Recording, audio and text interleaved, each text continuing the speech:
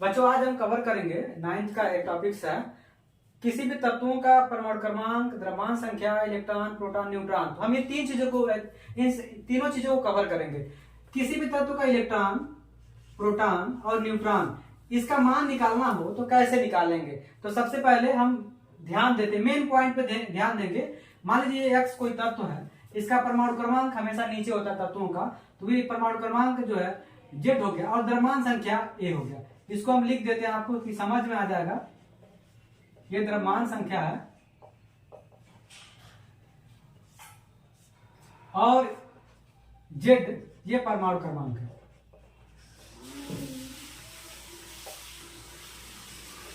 जब ये चीजें आपको समझ में आएगी तो आपको ध्यान से एक चीज ध्यान देना है कि ये क्या है, इन सारे चीजों के बारे में जानना होगा। तो जब ये हमें निकल गया था, हमें निकालना एन, ई और पी। इसकी हिंदी जान लेते हैं। इसको न्यूट्रॉन बोलते हैं, इसको प्रोटॉन बोलते हैं,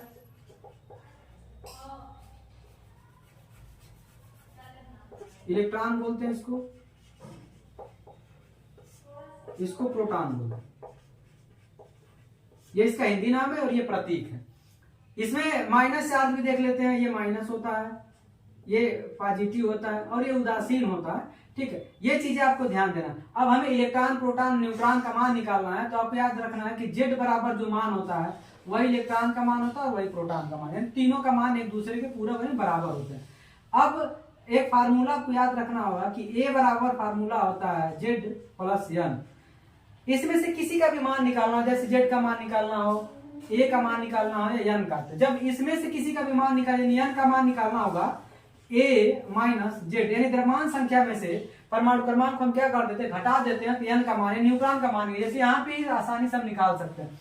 जैसे हमने आपको एक एग्जांपल दिया, आप जानते हैं कि कैल्शियम 17, C17 और इसका जो परमाणु क्रमांक 17 होता है, द्रव्यमान संख्या 35 होता है। हम यहाँ लिख लेंगे सीधे, हम कैलकुलेट करते हैं। ए बराबर हो गया 35, जेड बराबर हो गया 17। तो सीधे जैसे जेड का मान निकालेंगे हम यहाँ ध्यान देंगे कि जो जेड का मान वही ई और वही पी का, तो ई बराबर हो जाएगा 17, पी बराबर हो गया 17। अब हमको निकालना है किसका मान, न्यूट्रॉन का। तो हमें फार्मूला यहाँ पे पता है एन बराबर ए माइनस जेड, यानी 35 में से 17 को घटा देंगे, यानी एन इक्वल टू निकालेंगे तो ये हो जाएगा 35 माइनस 17।